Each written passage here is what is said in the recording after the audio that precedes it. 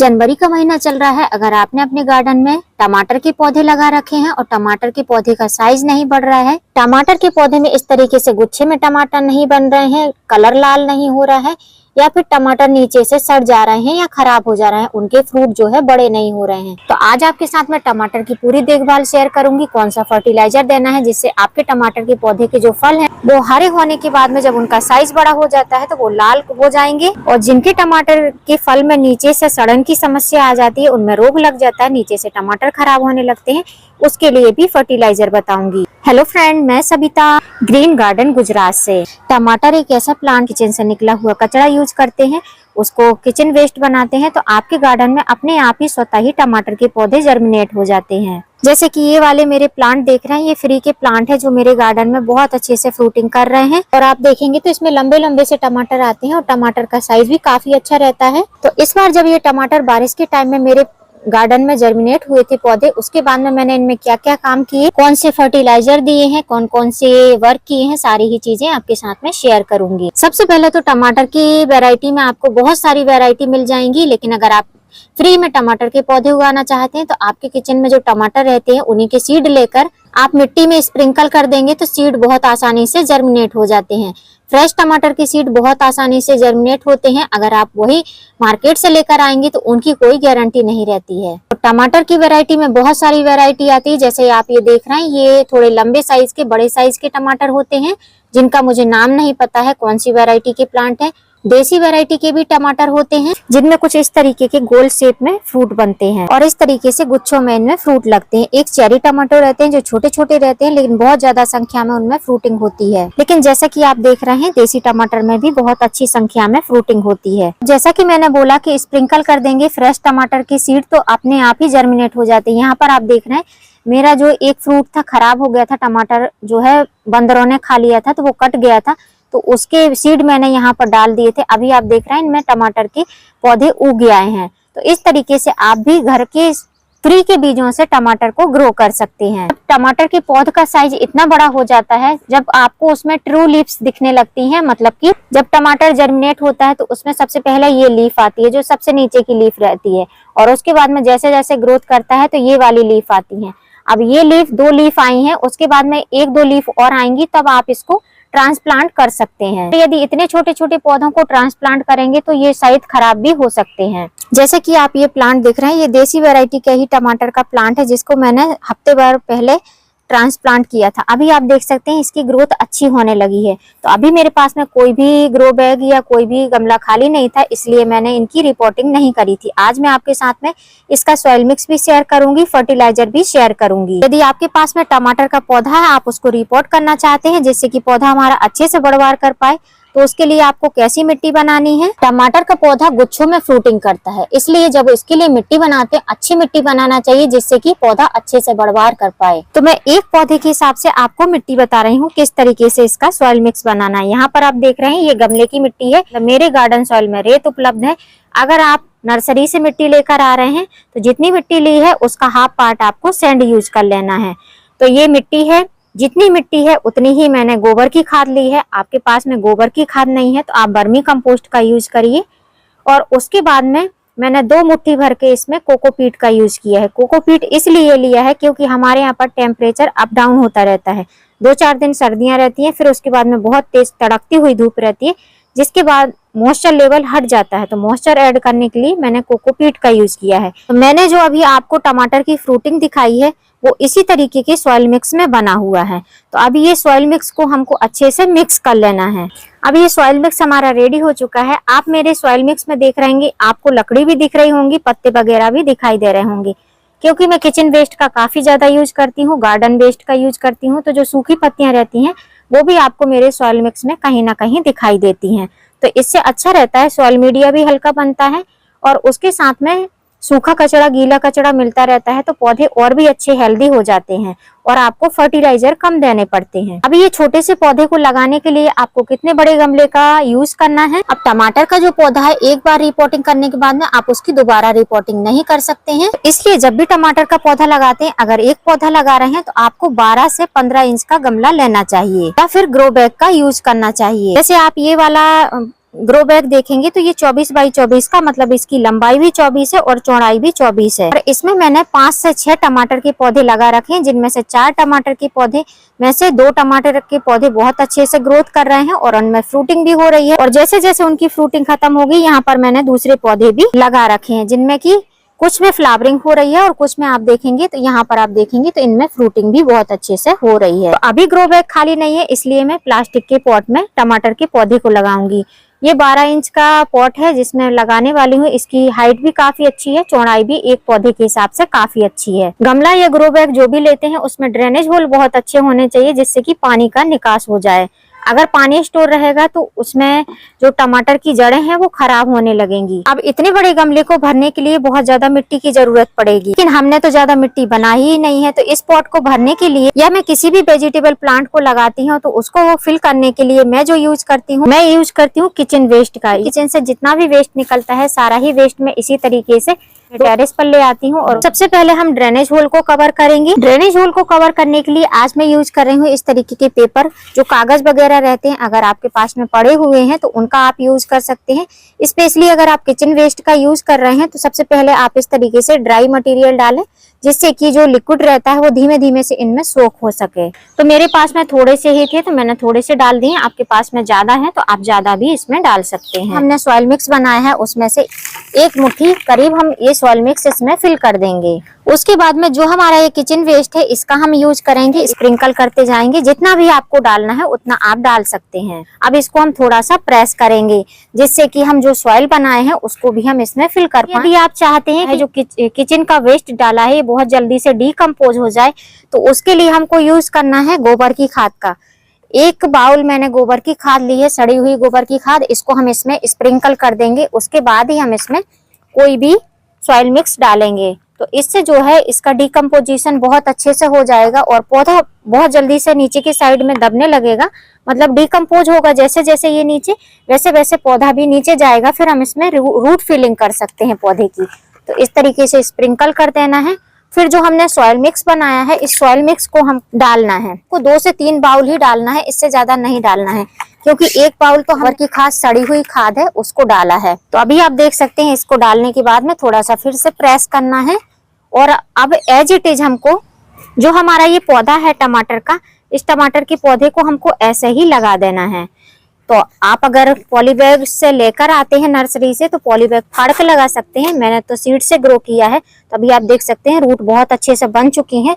तो इसको हमको ऐसा लगाना है कि ये जो ब्रांच है ना, जड़ के ऊपर मिट्टी अच्छे से होनी चाहिए, तब तो आपका पौधा अच्छे से स्टेबल रहेगा। वरना जैसे जैसे पौधा बढ़ेगा तो इसको दिक्कत होने लगेगी, ये मोल्ड हो जाएगा। इसलिए आपको करना क्या है कि इसमें अच्छे से मिट्टी को फिल करना है। जब भी आप इसकी फर्स्ट रिपोर्टिंग करते हैं तो मिट्टी को फिल करना है, और जब सेकंड रिपोर्टिंग करते हैं तो इस तरीके से जो नीचे से सूखी हुई पत्तियां हैं, इसकी न्यू लीफ थे जो सबसे पहले फर्स्ट लीफ, उनको आपको हटा देना है। अब इसमें हमको ये जो हमने सॉइल बनाई है इसको हमको फिल कर देना है। तो अभी आप देख सकते हैं जो जितना सॉइल मिक्स मैंने बनाया था सारा ही सॉइल मिक्स मैंने इसमें फिल कर दिया है। और फिल करने के बाद में 2 से 3 बार ऐसे ऐसे टैप कर देना है, जिससे कि मिट्टी स्टेबल हो जाए। इसमें जब हम पानी डालें तो बबल्स नहीं बनने चाहिए, मतलब बुलबुले की तरह नहीं होने चाहिए। अब इसमें हमको कोई भी खाद वगैरह नहीं डालनी है। छोटे से पौधे के लिए नाइट्रोजन युक्त फर्टिलाइजर इनफ है। इसके बाद में अभी हमको इसमें 10 दिन तक कोई भी फर्टिलाइजर नहीं देना है। अब एक बार जब फर्स्ट टाइम पानी देते हैं तो इतना पानी देना है कि ड्रेनेज होल से पानी निकल जाए, और रुक रुक के पानी देना है। एक बार में ही गमले को पूरा पानी से नहीं भरना है। अब जब भी आप किचन वेस्ट का यूज करेंगे तो मिट्टी बहुत ज्यादा हल्की रहेगी, उसके कारण से जब भी आप गमले की मिट्टी में पानी देंगे तो फटाफट से ड्रेनेज होल से पानी निकल जाएगा, क्योंकि मिट्टी की मात्रा कम है। आपने जो किचन वेस्ट डाला है उससे जो है कंपोस्ट बहुत जल्दी से रेडी हो जाएगा। अब इस पौधे को आपको कहीं भी छाया में नहीं रखना है, ओपन धूप में ही इसको आपको रखना है। और जैसे ही पौधे में इस तरीके की 4-5 पत्तियां हो जाती हैं तो आप इसकी पिंचिंग भी कर सकते हैं। और ध्यान रखना है कि नीचे से अगर कोई भी पत्तियां निकल रही हैं एक्स्ट्रा ब्रांचेस, उनको आपको हटा देना है। अगर उनको आप नहीं हटाएंगे तो ये पौधा ऊपर की साइड में ज्यादा नहीं बढ़ेगा। तो ऊपर के साइड में ब्रांचेस चाहिए तो नीचे की ब्रांचेस को आपको हटाना है और ऊपर से पौधे को घना बनाना है। जैसे ये पौधा हेल्दी कंडीशन में रहेगा, बराबर धूप में लगी, तो ये 1 से 1.5 बीते का और बड़ा होगा। तो इसमें फ्लावरिंग होने लगेगी। यहाँ पर आप देख रहे हैं, मैं डेमो के लिए दिखा रही हूँ। ये देखिए लगभग 2 बीते का पौधा है, आप देख सकते हैं ये 2 बीते का ही पौधा है और इसमें फ्लावरिंग होने लगी है। तो अगर आपके पौधे में भी इस तरीके से फ्लावरिंग हो रही है और ये फूल झड़ जा रहे हैं तो उसका रीजन मैं बता देती हूँ। उसका रीजन है ओवर वाटरिंग। ओवर वाटरिंग की वजह से आपके टमाटर के पौधे से फूल सारे ही झड़ जाते हैं। और दूसरा रीजन होता है प्रॉपर सनलाइट ना मिलना। अगर अच्छे से धूप नहीं मिलेगी तब भी इसके फूल सारे ही काले होकर झड़ जाएंगे। अब यहाँ पर ये ड्रम में आप देख सकते हैं, इसमें कंपोस्ट ही था। मैंने मतलब किचन वेस्ट सारा इकट्ठा किया था। उसके बाद में इसमें ऊपर से मिट्टी और गोबर की खाद डाल के मैंने कई सारे पौधे इसमें लगा कर रखे हैं। मैं कंपेनियन गार्डनिंग में ज्यादा बिलीव करती हूँ क्योंकि स्पेस कम रहता है और बड़े बड़े पॉट की थोड़ी सी संख्या कम रहती है मेरे पास में। तो इसलिए मैंने इसमें टमाटर भी लगा कर रखा है, शिमला मिर्च भी लगा कर रखा है और तोरई के पौधे भी लगा के रखे हैं। अब दूसरा पॉइंट कि जब हमारे पौधे में फूल बनते हैं तो ये फूल फलों में कन्वर्ट नहीं होते हैं। मतलब टमाटर के पौधे में फूल तो आते हैं लेकिन फल नहीं बन पाते हैं। उसका मेन रीजन रहता है कि आप जो है अपने गार्डन में फूलों वाले पौधों को लगाते नहीं है, स्पेशली मैरीगोल्ड को। आपको अपने गार्डन में ऐसे कुछ पौधे लगाने चाहिए जो कि पॉलिनेटर्स का काम करते हैं। तो यदि फूलों वाले पौधे कम संख्या में हैं तो आपको सेल्फ पॉलिनेशन करना चाहिए। सेल्फ पॉलिनेशन इस तरीके से होता है, जब भी आप आते हैं आपको दिखाई देता है कि फूल इसमें फ्लावर बने हुए हैं तो आपको ऐसे 2 से 3 बार ऐसे ऐसे टैप करना है। इस तरीके से जब हवा के उससे भी हो जाता है पॉलिनेशन, लेकिन जब नहीं होता है तो आपको इस तरीके से इसको टैप टैप करेंगे तो इससे पॉलिनेशन हो जाता है। और जब इस तरीके से पॉलिनेशन होने के बाद में फ्रूट बन जाते हैं, फ्रूट बनने के बाद में आपको इसको अच्छा सा बढ़िया सा फर्टिलाइजर देना चाहिए। अब मेरे पौधे में आप देखेंगे आपको लाल टमाटर दिखाई दे रहे हैं, थोड़े से पीले टमाटर दिखाई दे रहे हैं और हरे टमाटर भी दिखाई दे रहे हैं। तो आज मैं इसमें फर्टिलाइजर देके दिखाऊंगी तो जो पीले टमाटर हैं वो बहुत जल्दी जल्दी से लाल भी हो जाएंगे। टमाटर के पौधों के लिए सर्दियों में सबसे अच्छी जो खाद रहती है वो रहती है ये वाली खाद। मैं आपको दिखा रही हूँ, ये है सरसों कली की खाद। इसको अगर सर्दियों में आप अपने टमाटर के पौधे में डालेंगे तो बहुत अच्छा रिजल्ट मिलेगा। बहुत ज्यादा मात्रा में नहीं डालना है, जैसे आप देख रहे हैं हाफ मग के करीब मैंने ये लिक्विड बनाकर रखा है। एक छोटा सा चिप्स ले लेना है, अगर आपको एक ही पॉट में या एक ही पॉली बैग में डालना है। इतना बड़ा छोटा सा चिप्स लेना है और ½ लीटर पानी में आपको उसको डालकर रख देना है 3 से 4 दिन के लिए। ये मेरा 4 दिन हो चुका है और आप देख सकते हैं इसमें फर्मेंटेशन बहुत अच्छे से हो गया है। खली नीचे चली गई है, लिक्विड आपको ऊपर दिखाई दे रहा है। जब इस तरीके से बन जाता है समझ लीजिए आपका फर्टिलाइजर बनकर रेडी है। अब ये जो फर्टिलाइजर है, जितना फर्टिलाइजर है उससे 10 गुना हमको इसमें पानी ऐड करना है। जिनके यहाँ पर धूप बहुत कम हो रही है वो 12 से 13 गुना इसमें पानी ऐड कर सकते हैं। तो यहाँ पर आप देख सकते हैं ये है 5 लीटर की बकेट। इसमें 5 लीटर की बकेट में मैंने थोड़ा सा कम पानी भरा है, बाकी ये 5 लीटर की पूरी बकेट मैंने पानी से भर दी है। इसके बाद में हमने जो ये ½ लीटर के करीब ये लिक्विड फर्टिलाइजर बनाया है इसको हमको इसमें डाल देना है और खली के साथ ही डालना है। यदि आपके यहाँ पर धूप कम निकलती है तो आप इसको छान के दे सकते हैं, और यदि धूप बराबर निकलती है, जैसे हमारे यहाँ पर ठंडक भी है और धूप भी बराबर निकलती है, तो मैं इसको खली के साथ ही दूंगी। और जब भी फर्टिलाइजर देते हैं तो उसको इस तरीके से आपको अच्छे से मिक्स करना है, इससे ऑक्सीजन लेवल बहुत अच्छा बनता है। जब भी ये फर्टिलाइजर आपको देना है तो इस चीज का ध्यान रखना है कि मिट्टी में थोड़ी सी नमी होनी चाहिए। जैसे कि आप देख रहे हैं यहाँ पर आप मिट्टी देखेंगे तो ये मिट्टी में थोड़ी सी नमी है, एकदम सूखी मिट्टी नहीं होनी चाहिए। यदि अगर एकदम सूखी मिट्टी में आप सरसों खली का फर्टिलाइजर देंगे तो आपको उसमें नेगेटिव रिजल्ट देखने को मिलेगा। और जब भी फर्टिलाइजर देते हैं तो थोड़ी सी आपको मिट्टी की गुड़ाई कर देनी चाहिए। ऊपर ऊपर गुड़ाई करनी है, बहुत ज्यादा डीपली गुड़ाई नहीं करनी है।